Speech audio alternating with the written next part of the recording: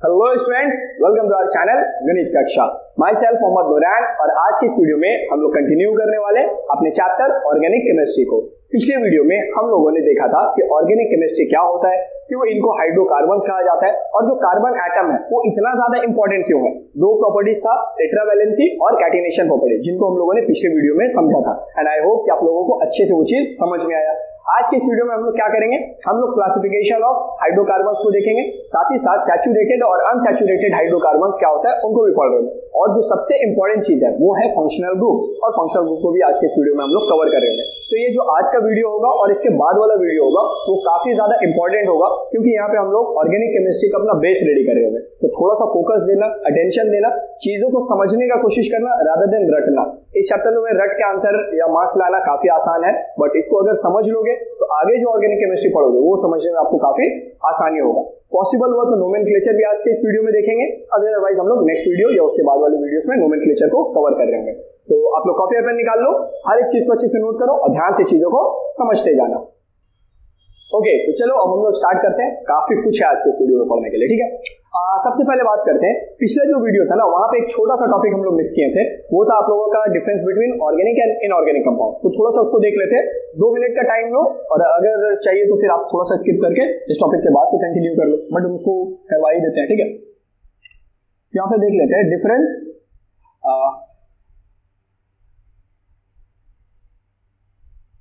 Between organic and inorganic compound. तो organic compounds और inorganic compounds के बीच में क्या डिफरेंस है, ये एग्जाम्स में पूछ लिया जाता है। तो देखो, एक चीज तो क्लियर है कि जो ऑर्गेनिक कंपाउंड्स है उनके अंदर में कौन सा बॉन्ड पाया जाता है, कोवैलेंट बॉन्ड पाया जाता है, और जो इनऑर्गेनिक कंपाउंड्स है उनके अंदर कौन सा बॉन्ड पाया जाता है, आयोनिक बॉन्ड, ठीक है। आयोनिक बॉन्ड पाया जाता है। तो हम लोग जो डिफरेंस पहले पढ़े थे, जहाँ पे हम लोग कोवैलेंट बॉन्ड और आयोनिक बॉन्ड, इन दोनों का हम लोग डिफरेंस पढ़े थे, तो क्या हम लोग सेम डिफरेंस यहाँ पे भी बोल सकते हैं? तो एग्जैक्टली हम लोग बोल सकते हैं, ठीक है। तो ऑर्गेनिक कंपाउंड्स और इनऑर्गेनिक कंपाउंड का जो डिफरेंस है वो आपका कोवैलेंट और आयोनिक बॉन्डिंग वाला जो डिफरेंस था एकदम उससे मैच कर रहा होगा, ठीक है।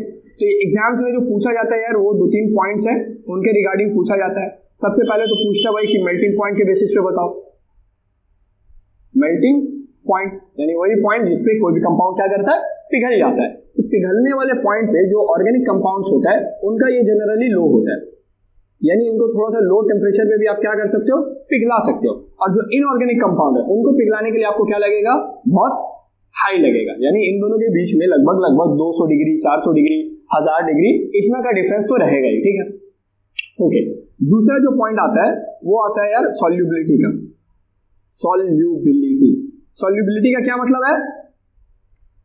सॉल्युबिलिटी का मतलब है कि अगर हम लोगों के पास क्या हो, एक कंटेनर, एक छोटा सा कंटेनर है, उस कंटेनर में हम क्या डाल दिए बाबू, पानी रखें, ठीक है। तो पानी के अंदर में अगर हमको एक कंपाउंड लेते हैं, चाहे वो ऑर्गेनिक हो चाहे वो इनऑर्गेनिक हो, और उसको इसके अंदर हम लोग घोलने का कोशिश करते हैं, तो जब इसको हम लोग डिसॉल्व करेंगे तो ये कितना % डिसॉल्व होगा? क्या ये 20% डिसॉल्व हो जाएगा? क्या ये 100% डिसॉल्व हो जाएगा? यानी कितना % किसी कंपाउंड का पानी के अंदर में घुल सकता है, डिसॉल्व हो सकता है, वो क्या बताता है, सॉल्युबिलिटी को बताता है, ठीक है।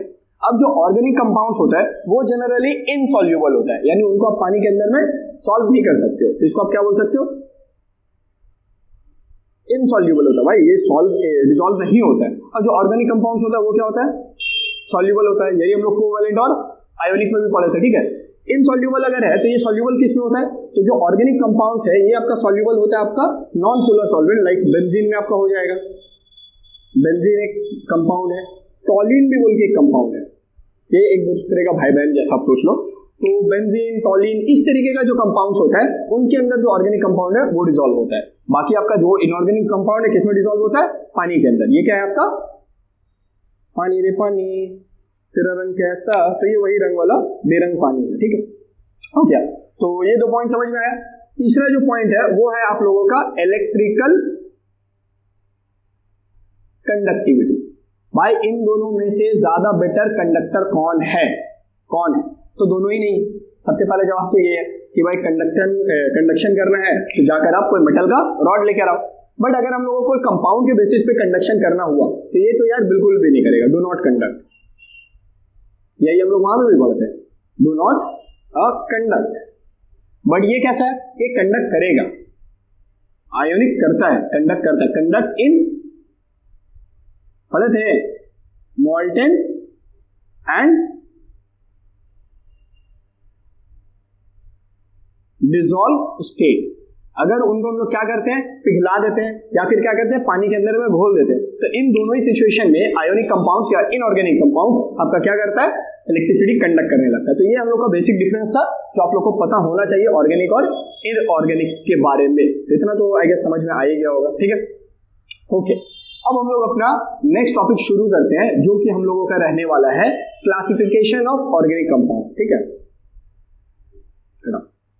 ओके, तो यहां से हम लोग हेडिंग लगाते हैं क्लासिफिकेशन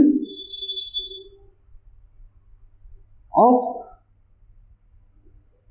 ऑर्गेनिक कंपाउंड। अच्छा, ये जो क्लासिफिकेशन अभी हम लोग करने वाले हैं, ये क्लासिफिकेशन होगा on the basis of bond between two carbon atom. Classification of organic compound on the basis of bonds between two carbon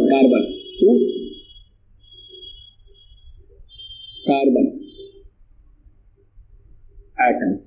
तो दो कार्बन एटम्स के बीच में किस तरीके का बॉन्ड प्रेजेंट है, उस बॉन्ड के बेसिस पे हम लोग क्या करने वाले हैं, क्लासिफिकेशन करने वाले हैं, यानी ग्रुपिंग करने वाले।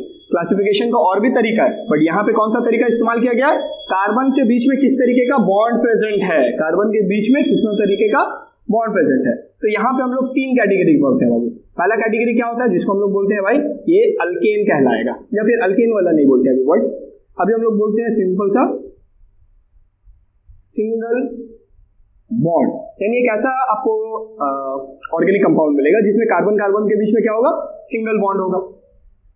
दूसरा आपको भी पता है, हमको भी पता है, हम फिर भी बताएंगे, डबल बॉन्ड, क्योंकि कुछ लोग तो ऐसा होगा जिनको नहीं पता है।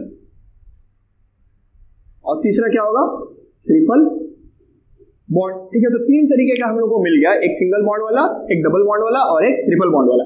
एक चीज यहाँ पे नोट में ध्यान में रखना, एकदम नोट में पॉइंट रखना कि हम जो बोले हैं bond between two carbon atoms बोले, दो कार्बन एटम्स के बीच में बॉन्ड प्रेजेंट होगा तब हम लोग इस तरीके का क्लासिफिकेशन करेंगे। कार्बन कार्बन के बीच में, कार्बन के अलावा किसी और में हुआ तब ये चीज फॉलो मत कर लेना, ठीक है। अभी देखो हम क्या चीज यहाँ पे समझा रहे थे वो अभी समझ में आ जाएगा। सिंगल बॉन्ड का मतलब क्या हो गया कि अगर यार हम लोग के पास एक कार्बन है एक और कार्बन है, तो इन दोनों को हम लोग को क्या अटैच करना है, एक सिंगल बॉन्ड से अटैच करना है। डबल बॉन्ड में क्या होगा, एक कार्बन है एक और कार्बन है, इन दोनों को हम लोग क्या देंगे, डबल बॉन्ड देंगे। और ट्रिपल में क्या है, सिंपल सा एक कार्बन एक और कार्बन, और यहाँ पे हम लोग ट्रिपल देंगे। तो यहाँ पे आप अगर ध्यान दोगे तो हम दो कार्बन लिए उसके बीच में सिंगल, दो कार्बन लिए उसके बीच में डबल, दो कार्बन लिए उसके बीच में ट्रिपल। लेकिन अगर इफ एक ऐसा एग्जाम्पल आया कि भाई कार्बन है और कार्बन का डबल बॉन्ड है ऑक्सीजन के साथ, होता ही है किसके साथ, ऑक्सीजन के साथ। अच्छा, एक और एग्जांपल लिए जिसमें कार्बन है उसका ट्रिपल बॉन्ड है नाइट्रोजन के साथ, तो क्या ये वाले को हम लोग डबल बॉन्ड या ट्रिपल बॉन्ड में कंसीडर करेंगे या नहीं करेंगे, ये बताओ। तो इसको हम लोग कंसीडर नहीं कर रहे हो, नहीं करेंगे भाई, क्यों करेंगे, क्यों करेंगे, क्योंकि यहाँ पे तो क्लियर बोल दिया ना कि on the basis of bond between two carbon atom, दो कार्बन एटम के बीच में कितना बॉन्ड है उसके बेसिस पे करना है। ये तो कार्बन है, ये तो कार्बन है, ये कार्बन नहीं है, यहाँ पे कार्बन है, ये कार्बन है, कार्बन नहीं है। तो ये चीज दिमाग में रखना कि दो कार्बन एटम के बीच में अगर होगा तब वहां पे हम लोग क्या बोलेंगे, डबल बॉन्ड। दो कार्बन के बीच में ट्रिपल होगा तब हम लोग बोलेंगे ट्रिपल बॉन्ड, अदरवाइज नहीं बोल रहे होंगे, ठीक है। ओके, तो अब देखो यार, सिंगल दो कार्बन के बीच में अगर सिंगल बॉन्ड हुआ तो इसको एक और नाम दिया गया, वो भी हम लोग लिख के चलते हैं। इनको क्या बोला गया, अल्केन। कुछ कर नहीं सकते, याद करना पड़ेगा, ठीक है। इनको क्या बोला जाता है, अल्कईन, अल्कईन, इसमें अल्कईन, और इसको हम लोग क्या बोलते हैं, अल्कआइन, आइन आइन आइन। तो अल्कएन, ईन, आइन, एन, ईन, आइन। ऐसा नहीं है कि हम उल्टा सीधा कुछ नहीं सिखा रहे, एकदम सही है। तो अल्केन का मतलब क्या हुआ, दो कार्बन के बीच में सिंगल होगा। अल्कीन का मतलब क्या हुआ, दो कार्बन के बीच में डबल होगा। अल्काइन का मतलब क्या हुआ, दो कार्बन के बीच में ट्रिपल होगा। अच्छा, एक और चीज इंपॉर्टेंट है यहाँ पे कि एक भी डबल बॉन्ड ऐसा प्रेजेंट हुआ तो उससे वो क्या हो जाएगा, अल्कीन। मतलब कुछ ऐसा है कि अगर हम लोग यहाँ पे 3-4 कार्बन दे दिए, ठीक है, तो इस कार्बन के बीच में सिंगल, इस कार्बन के बीच में सिंगल, बट इन दोनों कार्बन के बीच में डबल हुआ, तो इसको क्या बोलोगे? अल्केन बोलोगे या अल्कीन बोलोगे? या फिर यहां से यहां तक अल्केन और ये वाला दोनों को सॉरी यहां से यहां तक अल्केन और यहां से यहां तक अल्कीन, ऐसा बोलोगे। तो हम अभी क्या बोले कि एक भी डबल बॉन्ड अगर पूरा कंपाउंड में कहीं पे भी दिख गया तो वो क्या कहलाएगा? Double bond. एक भी ट्रिपल बॉन्ड पूरा कंपाउंड में कहीं पे भी दिख गया तो क्या कहलाएगा? Triple bond. इससे कोई फर्क नहीं पड़ता है कि वो डबल बॉन्ड दो के बीच में है या सब के बीच में। अगर सब के बीच में होगा तब भी डबल बॉन्ड कहलाएगा, अगर सब के बीच में ट्रिपल होगा तब भी कहलाएगा, लेकिन अगर किसी एक में हुआ तो तब भी वो डबल बॉन्ड और ट्रिपल में आएगा। ऐसा नहीं है कि वो सिंगल। और सिंगल होने के लिए क्या होना चाहिए?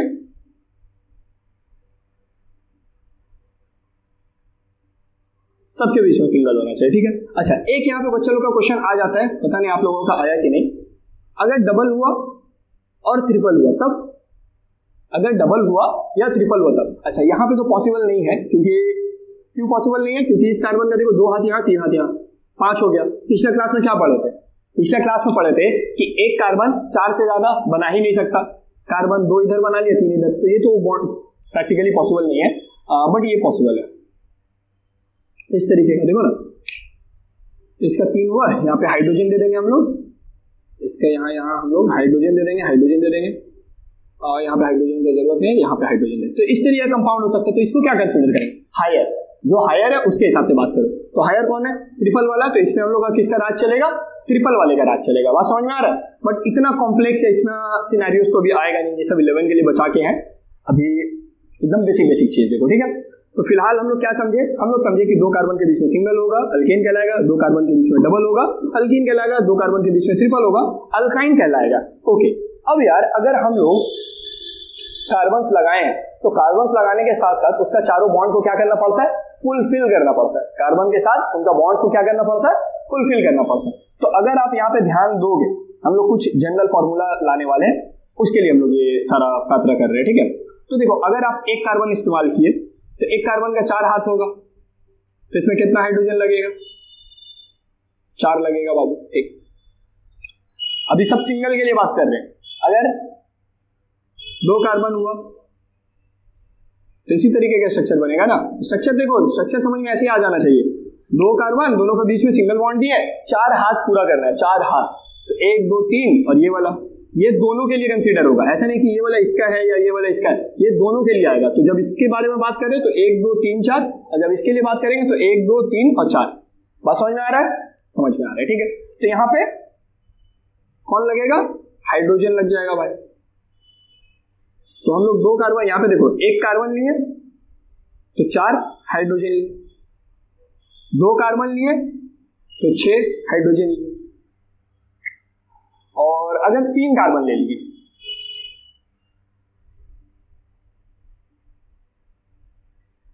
ऐसा ही होगा। देखो ना, कार्बन का 1 2 3 4, इस वाले कार्बन के लिए देखो, बीच वाले के लिए 1 2 3 4, इस वाले कार्बन के लिए देखो 1 2 3 और 4, 4 हाथ सबका हो गया। सबके हाथ के एंड में कौन रहेगा? हाइड्रोजन, ठीक है। इतना सारा हाइड्रोजन। अगर यहाँ पे काउंटिंग करोगे तो यहाँ पे क्या आएगा? C3, अच्छा ऐसे नहीं लिखना है, 3C लिखना है, 3C, और हाइड्रोजन काउंट करो कितना आया? 8H आया। अब इन सब में कुछ सिमिलैरिटी दिख रहा है विनोद? कुछ सिमिलैरिटी दिख रहा है? देखो 4 था, 2 बढ़ा, फिर से 2 बढ़ा, कार्बन 1 बढ़ा, कार्बन 1 बढ़ा। यानी यहाँ पे सिंगल बॉन्ड में ये चीज समझ में आया कि जैसे जैसे कार्बन बढ़ता है, एक एक कार्बन बढ़ते जाता है, एक एक कार्बन बढ़ता जाता है, तो हाइड्रोजन क्या होता है? डबल बढ़ता है। देखो, 1 कार्बन में इंक्रीज हुआ तो हाइड्रोजन डबल इंक्रीज हुआ, 4 से 2 बढ़ा, फिर से 2 से 3 हुआ, यानी 1 कार्बन फिर बढ़ा तो 6 से 8 हुआ, फिर से 2 हाइड्रोजन ऐड हुआ। यानी हर एक कार्बन के एडिशन पे आपको 2 हाइड्रोजन ऐड करना होता है। ओके, तो यहां से ना एक जनरल फॉर्मूला निकाल के आते हैं। जनरल फॉर्मूला फॉर, अभी हम लोग किसके लिए देख रहे हैं? अल्केन के लिए देख रहे हैं। तो अल्केन के लिए हम लोग का जो जनरल फॉर्मूला है वो है CN, इसको थोड़ा सा देखना, CnH2n+2, CnH2n+2। ये क्या बोलना चाह रहे हैं? देखो, इसको हम लोग ऐसे तो लिख ही रहे, बट इसको इस तरीके से भी लिखा जा सकता था, CH4।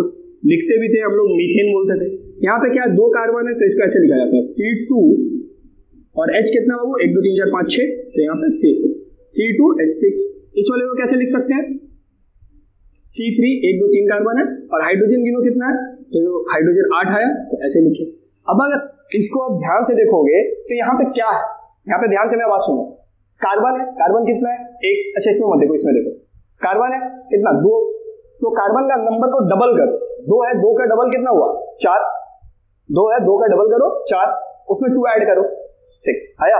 तो हम लोग क्या कह रहे हैं, जितना नंबर ऑफ कार्बन होता है उसको डबल करते हैं और प्लस 2 कर देते हैं, आ जाता है। यहाँ पे भी देखो सेम सिनेरियो, 3 है तो 3 का डबल करो 6, 3 का डबल 6 प्लस 2 किए 8 आ गया। तो ये जो लिखा हुआ है ये एक्चुअली में वही चीज लिखा हुआ है, C का वैल्यू n होगा तो n को डबल करो, देखो 2n किए, n को डबल करो 2n किए और उसमें क्या कर दो प्लस 2 कर दो। सेम यहाँ पे भी देखो, यहाँ पे भी काम कर रहा है, यहाँ पे कितना है 1 है तो 1 का डबल करो तो 2 और फिर उसमें 2 ऐड कर दो, कितना हो गया 4, 2 है 2 का डबल करो 4 प्लस 2 ऐड कर दो 6 हो गया, 6 हो गया ना। और यहाँ पे 3 है, 3 का डबल करो 6 और उसमें 2 ऐड कर दो 8, बात समझ में आ रहा है। तो ये इस तरीके से फॉर्मूला आता है, तो ये चीज आपको याद रखना होगा कि अल्केन का मतलब क्या होता है, एक ऐसा हाइड्रोकार्बन जिसमें जितना नंबर ऑफ कार्बन होता है उसका डबल हाइड्रोजन से प्लस 2 ज्यादा, डबल से 2 ज्यादा। जहां पे हाइड्रोजन कार्बन का नंबर के डबल से 2 ज्यादा होता है उसको हम लोग क्या बोल रहे होते हैं, अल्केन बोलते हैं। ये काफी इंपॉर्टेंट चीज है, आने वाले टाइम में जब आपको आइडेंटिफाई करना होगा, एक हम कंपाउंड दे देंगे लाइक इस तरीके, जब अभी तीनों पढ़ लेंगे उसके बाद आपको ऐसे दे देंगे C4H10, तो आपसे पूछा जाएगा कि यार ये अल्केन है, अल्कीन है या अल्काइन है, तब आप कैसे करके आइडेंटिफाई करोगे। तो आप देखोगे कि कार्बन अगर 4 है तो 4 का डबल कितना होता है 8 प्लस 2 कितना आया 10 आया।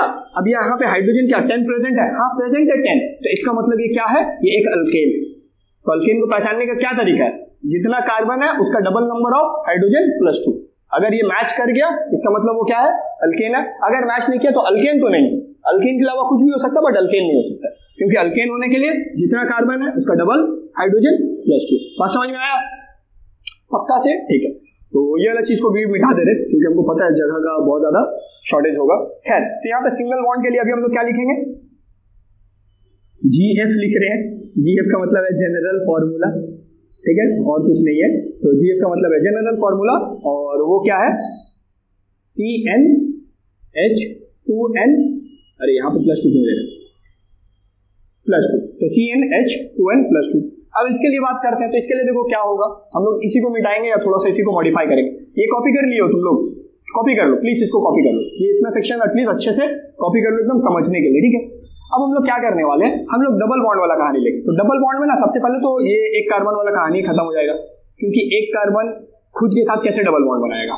हम लोग क्या पढ़े, अल्कीन में 2 कार्बन के बीच में डबल होना चाहिए, तो सबसे पहला कंडीशन तो 2 कार्बन होना चाहिए, तो 2 कार्बन तो है ही नहीं, तो 2 कार्बन लाओ, यहां से कहानी शुरू होगा, ठीक है। तो इसको मिटाते हैं, यहां पे लेते हैं, तो 2 कार्बन दोनों के बीच में डबल बॉन्ड, ठीक है, इस सब में मिटा देते हैं।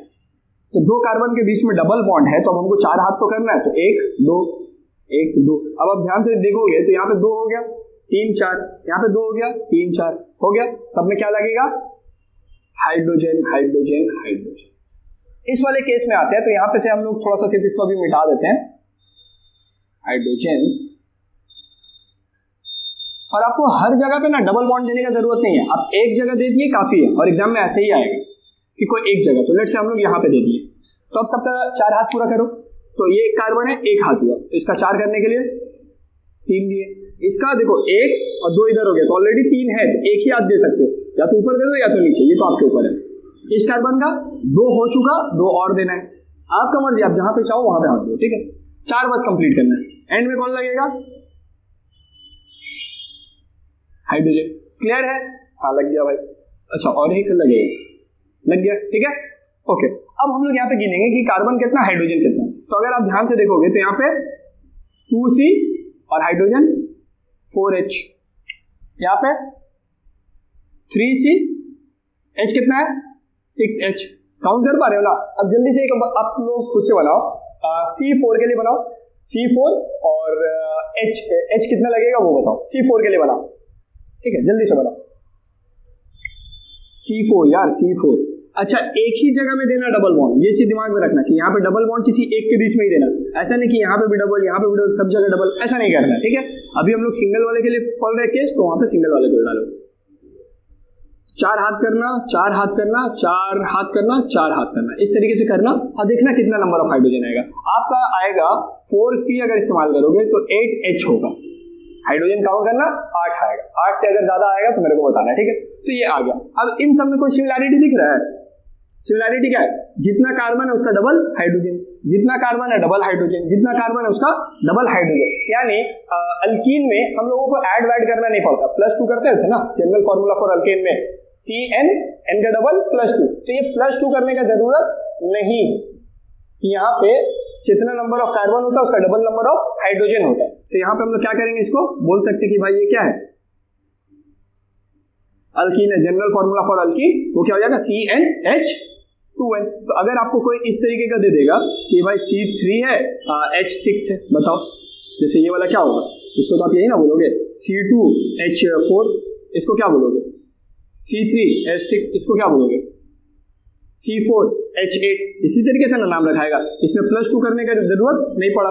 2 था तो 2 का 4, 3 था तो 3 का 6, 4 है तो 4 का 8। अब उसी तरीके से दिए, तो इसको आपको पूछा गया कि ये पहचानो, या फिर चलो ऐसा नहीं लेते हैं, आपको ऐसा एक कंपाउंड दे देते हैं कि C100 है और H200 है। तो अब हमको बताओ कि ये अल्केन में आएगा, अल्कीन में आएगा या अल्काइन में आएगा। तो अल्कीन का तो एकदम क्लियर फंड है। अल्कीन में क्या है, जितना कार्बन उसका डबल हाइड्रोजन, 100 कार्बन तो 200 हाइड्रोजन। तो ये क्या है, अल्केन है या अल्कीन है? तो ये हम लोग का क्या है, अल्कीन है। समझ में आ रहा है बात? ओके। हमको लगा नहीं था यार कि ये वीडियो इतना ज्यादा लंबा होगा। अभी तक तो हम लोग सैचुरेटेड और अनसैचुरेटेड तक भी नहीं पहुंचे, अभी क्लासिफिकेशन ही चल रहा है। बट ये सब चीज इन डेप्थ में समझना जरूरी है। थोड़ा सा आप इंटू 2 पे भी करके देख के समझ सकते हो, इतना ज्यादा मतलब ऐसा तो नहीं है कि कॉम्प्लिकेट चीजें समझ में नहीं आएगा, बट ये चीज पता होना चाहिए, ठीक है। सिमिलर वे में हम लोग क्या करेंगे, ट्रिपल बॉन्ड के लिए जानेंगे। तो ट्रिपल बॉन्ड में आप चेक करना, खुद से भी चेक करना थोड़ा, तो आपको एनालिसिस में समझ में आएगा कि ट्रिपल, अगर 2 कार्बन लिए उसके बीच में क्या है, ट्रिपल है, हाइड्रोजन लगाओ, यहाँ पे भी हाइड्रोजन ऐड करो। तो आप यहाँ पे देखोगे 2 कार्बन इस्तेमाल हुआ है, तो हाइड्रोजन कितना इस्तेमाल हुआ, 2। यानी अभी आपके दिमाग में ऐसा आ सकता है कि जितना कार्बन उतना हाइड्रोजन, बट ऐसा नहीं। एक डायग्राम से आप ये फॉर्मूला जज नहीं कर सकते हो, ठीक है। 3 बनाओ, समझ में आएगा। थोड़ा सा ऊपर बनाते ताकि एक और को हम लोग बना सके, ठीक है। तो 3 कार्बन लिए, तीनों के बीच में किसी एक जगह पे हम ट्रिपल बॉन्ड देंगे, बाकी सब जगह सिंगल देंगे। अब सबका 4 हाथ कंप्लीट करना है, तो इस कार्बन का 3 इधर हो गया तो 1 इधर दिए। बीच वाले कार्बन के लिए देखो तो उसका 4 हाथ कंप्लीट है ऑलरेडी, 3 इस साइड है, 1 इस साइड है, तो 4 तो हो गया। तो इसके लिए कोई और हाथ नहीं देना है, इसके लिए 4 हाइड्रोजन ऐड करो, किए। अब यार इसमें बताओ कि कितना नंबर ऑफ कार्बन इस्तेमाल किए, 3 कार्बन इस्तेमाल किए, हाइड्रोजन कितना इस्तेमाल किए, जल्दी से बताओ। 3 कार्बन अगर लिए तो हाइड्रोजन हम लोग का कितना हो गया, 4। अब आप लोग बोलोगे कि यार जितना कार्बन है उससे 1 ज्यादा हाइड्रोजन ले लेंगे, ऐसा भी नहीं है, ठीक है। अब आते हैं चौथा वाला पे, 4 का डायग्राम। तो अगेन यहाँ पे कहीं पे बीच में दे देते हैं इसमें ट्रिपल बॉन्ड, कोई एक जगह ही ट्रिपल बॉन्ड देना है, ये चीज दिमाग में रखना। 4 हाथ करो, इसका 4 हो गया, हाँ, इसका भी 4 हो गया, हाँ, ठीक है। तो ये सिंपल चीज है, आपको समझना होगा। 4 कार्बन है, हाइड्रोजन कितना बाबू, 6। क्लियर है? अब आप इन सब में अगर सिमिलैरिटी देखोगे तो ये कुछ ऐसा है कि जितना कार्बन है उसका डबल हाइड्रोजन करो, जितना कार्बन उसका डबल हाइड्रोजन करो, -2 करो। तो 2 कार्बन है, 2 का डबल 4, 4 से 2 माइनस की कितना बचा, 2। यहाँ पे 3 है तो 3 का डबल 6, 6 से कितना माइनस करना है, 2, कितना बचा, 4।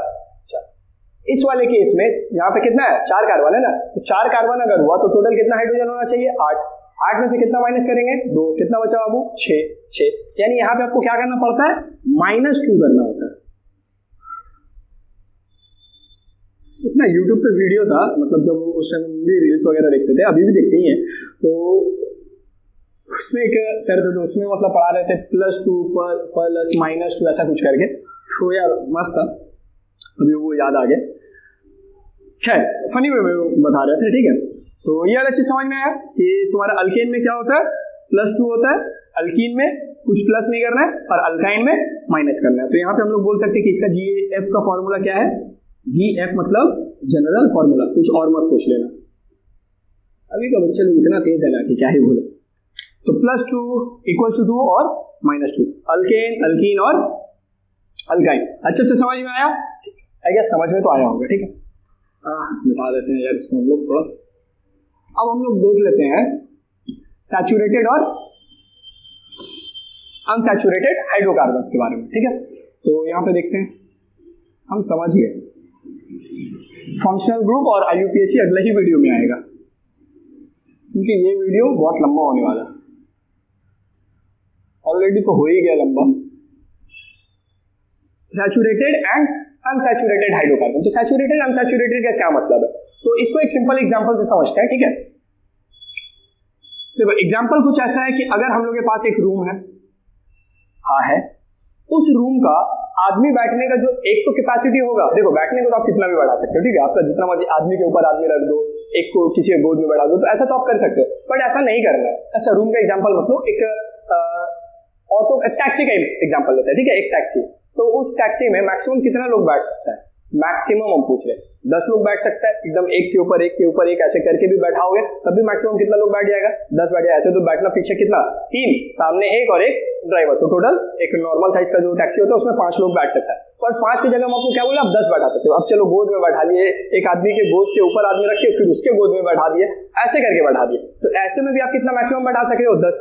तो 10 को हम लोग क्या बोलेंगे कि ये इसका सैचुरेशन लिमिट है। इसका क्या है, सैचुरेशन लिमिट। सैचुरेशन लिमिट का मतलब होता है कि मैक्सिमम कितना चीज उसके अंदर में फिट होगा, उससे ज्यादा आप चाह के भी फिट नहीं कर सकते, चाह कर भी कि आप सोच रहे कि 11वां आदमी आ जाए, नहीं आ पाएगा, उसमें जगह ही नहीं है, ऐसा सिचुएशन। तो सैचुरेशन या सैचुरेटेड का क्या मतलब होता है कि जितना होना चाहिए उतना हो गया, अब उसके आगे नहीं जा सकते। बात समझ में आया? और अनसैचुरेटेड में क्या होगा, जो मैक्सिमम लिमिट है, 10 मैक्सिमम बैठ सकता है, बट 10 की जगह 6 बैठा है, 8 बैठा है, 4 बैठा है, 2 बैठा है, 1% बैठा है, तो ये सब क्या कहलाएगा, अनसैचुरेटेड कहलाएगा। अनसैचुरेटेड का मतलब होता है कि जितना उसके अंदर में होना चाहिए प्रेजेंट उससे कम हो। सैचुरेटेड में जितना उसके अंदर प्रेजेंट होना चाहिए इक्वल टू उतना ही हो, तो उसको हम लोग क्या बोलेंगे, सैचुरेटेड। क्लास 9 में सॉल्यूशन चैप्टर अगर आप लोग अच्छे से पढ़े होगे तो वहां पे सैचुरेटेड, अनसैचुरेटेड और सुपर सैचुरेटेड सॉल्यूशंस पढ़ाया गया है। तो ये सिमिलर टू वैसा ही कुछ है, बट यहाँ पे क्या है, हाइड्रोकार्बन्स का बात कर रहे हैं। तो थोड़ा सा आइडिया मिला कि क्या हम बोलना चाह रहे हैं। सैचुरेटेड का मतलब हो गया कि जितना नंबर ऑफ हाइड्रोजन्स एक हाइड्रोकार्बन में प्रेजेंट होना चाहिए, अगर उतना है तो वो कहलाएगा सैचुरेटेड, अगर उससे कम है कहलाएगा अनसैचुरेटेड। सिंपल सा, एक हाइड्रोकार्बन में, यहां पे ये लिखते हैं, इन अ hydrocarbon if hydrogen if number of hydrogen present is equal to its maximum limit, then it is called saturated hydrocarbon. तो आप इसको भी समझ सकते हो कि यार हाइड्रोकार्बन ऐसा हो जिसमें जितने नंबर ऑफ हाइड्रोजन प्रेजेंट होना चाहिए मैक्सिमम लिमिट के बराबर हो, उतना ही हुआ तो उसको हम लोग क्या बोलेंगे, सैचुरेटेड। अच्छा, सैचुरेटेड और अनसैचुरेटेड भी हाइड्रोकार्बन्स का क्या है, क्लासिफिकेशन है। ये क्या था, classification on the basis of दो कार्बन से बीच में कैसा बॉन्ड होगा। ये जो है सैचुरेटेड अनसैचुरेटेड, ये क्या है, classification of hydrocarbon on the basis of जो तुम्हारा सैचुरेशन लिमिट है उसके कैसा है, तो उससे ज्यादा है, उससे ज्यादा तो नहीं हो सकता, उसके बराबर है या उससे कम है। कम हुआ अनसैचुरेटेड, अगर इक्वल हुआ तो सैचुरेटेड। ठीक है, ओके। बुक वगैरह अगर पढ़ोगे तो बुक में ऐसा डेफिनेशन नहीं दिया। सैचुरेशन का एग्जांपल डेफिनेशन क्या दिया, हाइड्रोकार्बन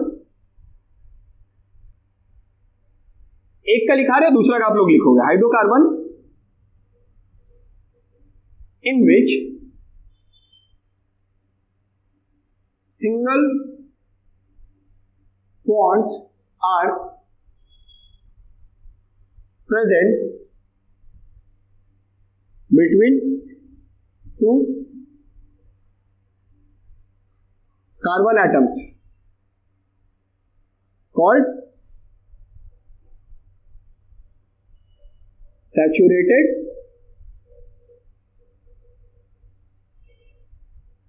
हाइड्रोकार्बन। तो ऐसा हाइड्रोकार्बन जिसमें सिंगल बॉन्ड प्रेजेंट हो, ये वाला चीज इंपॉर्टेंट है, जिसमें क्या प्रेजेंट हो, सिंगल बॉन्ड प्रेजेंट है। तो अगर एक ऐसा हाइड्रोकार्बन है जिसमें सिंगल बॉन्ड प्रेजेंट है बिटवीन दो कार्बन एटम, तो उसको हम लोग क्या बोलेंगे, सैचुरेटेड बोलेंगे। अगर सिंगल की जगह वहां पे डबल हुआ या ट्रिपल हुआ तो वैसे को हम लोग क्या बोलेंगे, अनसैचुरेटेड। तो सेम डेफिनेशन रहेगा, बस खाली आप दो वर्ड चेंज करोगे। Hydrocarbon in which double and triple bonds are present between two carbon atoms are called saturated की जगह क्या लिखोगे, अनसैचुरेटेड। तो यहाँ पे सिंगल की जगह क्या लिखोगे, डबल एंड ट्रिपल, और सैचुरेटेड की जगह क्या लिखोगे, अनसैचुरेटेड। तो समझ में आया।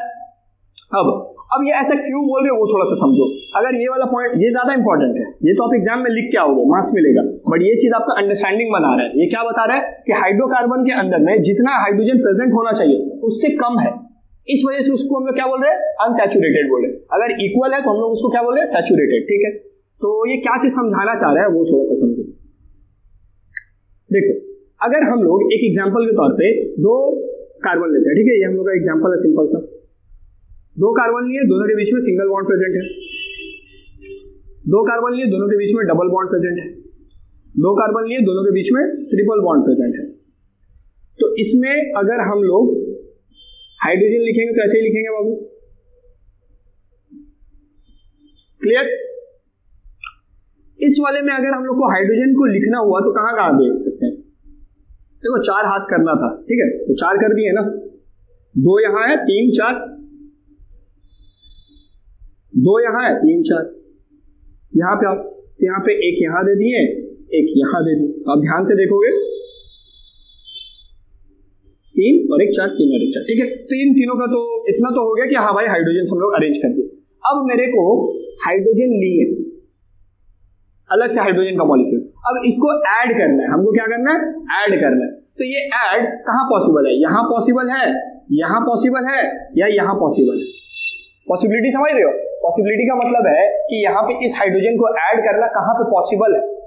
पॉसिबल देखो अब कैसे होगा वो बता रहे। तो ये वाला जो सिचुएशन है इसमें कार्बन का 4 हाथ होना चाहिए, 4 हाथ है और चारों में हाइड्रोजन ऑलरेडी प्रेजेंट है, ठीक। इस वाले सिनेरियो में अगर आते हैं तो यहां पर देखो कि कार्बन के पास हाइड्रोजन प्रेजेंट है, 4 हाथ भी कंप्लीट है, बट ये दोनों कार्बन क्या किया है, 2 हाथ से पकड़ के, यानी ऐसे करके बॉन्ड बना के, है ना, दोनों ऐसे, ये ऐसे करके पकड़ के इधर से, ये सामने वाला ऐसे करके पकड़ के, यानी ऐसा समझो कि 2 लोग हैं, दोनों लोग आपस को ऐसे ऐसे हाथ करके पकड़ के, ठीक है, तो 2 हाथ से बॉन्ड बना हुआ है, ठीक है। अगर ये लोग अपना एक हाथ खोल ले, ये अपना एक हाथ ऐसे करके खोल ले, और इधर वाला जो ऐसे करके कार्बन है ये भी अपना एक हाथ ऐसे खोल ले, तो दोनों अपना अगर एक एक हाथ खोल लेता है, ऐसे कर लेता है, तो ये तो बॉन्ड बना के है ना, ये तो अभी भी एक बॉन्ड बना के रहेगा। ये कार्बन ये अपना एक हाथ खोल ले, जो हाइड्रोजन लगा हुआ है उसको लगा रहने दे। ये लोग जो दोनों अपना 2 हाथ से ऐसे करके बॉन्ड बना के था, ये एक हाथ अपना खोल ले तो इसका एक एक्स्ट्रा हाथ यहाँ आ जाएगा, ये 2 बना के था, एक ऐसे करके आ जाएगा। और सिमिलर वे में इस साइड वाला कार्बन भी ऐसा 2 बना के था, तो ये भी अपना एक हाथ खोलेगा तो एक हाथ इधर फ्री हो जाएगा, होगा ना। तो यहाँ पे एक और, अच्छा अभी बॉन्ड नहीं बनाता है, ठीक है, तो 2 हाथ मिल जाएगा। अब ये जो हाइड्रोजन आ रहा था, ये हाइड्रोजन को ऐड होना है, तो ऐड होना यहाँ पे पॉसिबल है कि यहाँ यहाँ एक एक जल जाए, एक हाइड्रोजन यहाँ आ जाए, एक हाइड्रोजन यहाँ आ जाए, यानी इस हाइड्रोजन के लिए इसके अंदर में जगह है, जगह है, तो हम लोग इसको क्या बोल सकते हैं, अनसैचुरेटेड बोल सकते हैं, कि मैक्सिमम जितना हाइड्रोजन प्रेजेंट होना चाहिए उससे तो कम है, उससे तो वहां पे कम नंबर ऑफ हाइड्रोजन है। इस वाले सिचुएशन में यहाँ पे भी सेम ऐसे ही होगा कि आप क्या कर सकते हो, 2 बार पहले डबल करोगे तो एक एक हाथ खुलेगा, जिसमें आप क्या करोगे, हाइड्रोजन ऐड करोगे, फिर ये वाला सिचुएशन बन जाएगा, फिर आप क्या करोगे, एक बार और हाथ ओपन करोगे और फिर हाइड्रोजन को ऐड करोगे।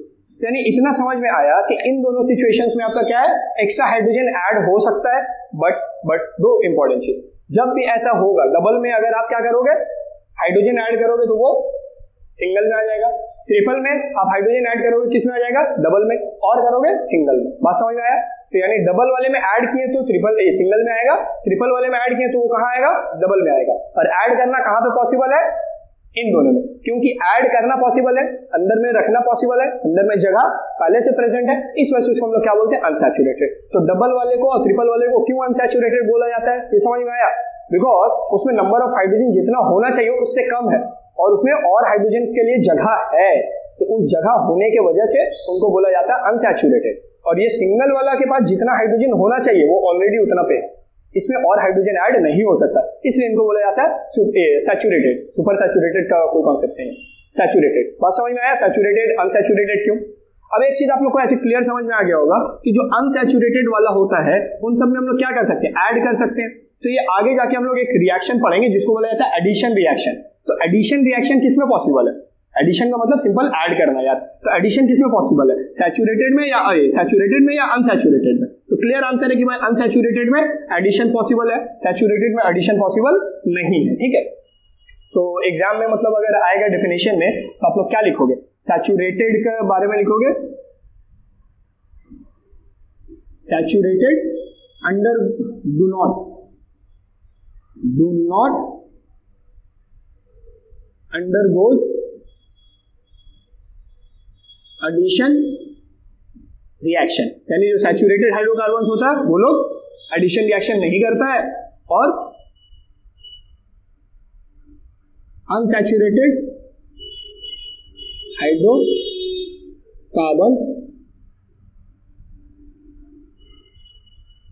Undergoes addition reaction. ठीक है, तो सैचुरेटेड में कौन सा रिएक्शन होता है, एडिशन किसमें होता है, अनसैचुरेटेड। तो सैचुरेटेड में कौन सा रिएक्शन होता है, तो सैचुरेटेड में एक रिएक्शन है वो आप लोग लिख के रखो, वो होता है आपका सब्स्टिट्यूशन रिएक्शन। ये पढ़ाएंगे तब बताएंगे कि सब्स्टिट्यूशन रिएक्शन क्या होता है। सब्स्टिट्यूशन में एक की जगह हम लोग दूसरा एटम को रिप्लेस कर देते हैं, ठीक है, तो रिप्लेसमेंट की तरह रिएक्शन होता है, तो सब्स्टिट्यूशन रिएक्शन पढ़ेंगे। अभी फिलहाल आपको एग्जाम में अगर आएगा saturated solution, saturated hydrocarbon, unsaturated hydrocarbon, ये लिखना है। साथ में आपको क्या पूछेगा, डिफरेंस बताओ, तो ये एक पॉइंट हो गया आपका डिफरेंस का। दूसरा डिफरेंस आप बोल सकते हैं कि सैचुरेटेड में कौन होता है, सिंगल बॉन्ड होता है, अनसैचुरेटेड में कौन होता है आपका डबल एंड ट्रिपल बॉन्ड होता है। और एक एक कंपाउंड का एग्जांपल दे देना, ये वाला एक एग्जांपल दे देना सैचुरेटेड में, और ये वाला कंपाउंड का एग्जांपल दे देना अनसैचुरेटेड में, तो आपका डिफरेंस कंप्लीट हो जाएगा। तो इस तरीके का रखना, ठीक है। हम सोच रहे हैं कि इस वीडियो को यहीं पे एंड करते हैं, क्योंकि यार अगर और ज्यादा पढ़ाए तो वीडियो भी लंबी होगा, आप लोगों को डाइजेस्ट करने में टाइम लगेगा, तो एक दिन का ही ब्रेक लेंगे, नेक्स्ट डे हम वीडियो अपलोड कर देंगे, ठीक है। तो हम लोग नेक्स्ट वीडियो में पढ़ते हैं फंक्शनल ग्रुप और नोमेनक्लेचर को। आज का इस वीडियो को हम लोग यहीं पे एंड करते हैं। अच्छे से चीजों को समझना, क्योंकि अब ये 2-3 वीडियो जो होगा ऑर्गेनिक कंपाउंड के पॉइंट से बहुत इंपॉर्टेंट होगा। और यहाँ पे अगर अच्छे से समझ गए तो यार क्वेश्चन जब सॉल्व करेंगे, तो अगर नहीं बना एकदम एक बार में क्वेश्चन नहीं बना तब तुम मेरे को बोलो, बट इन सारी चीजों को अच्छे से पढ़ो, ठीक है। आप लोग पढ़ाई लिखाई करते रहो। All the very best.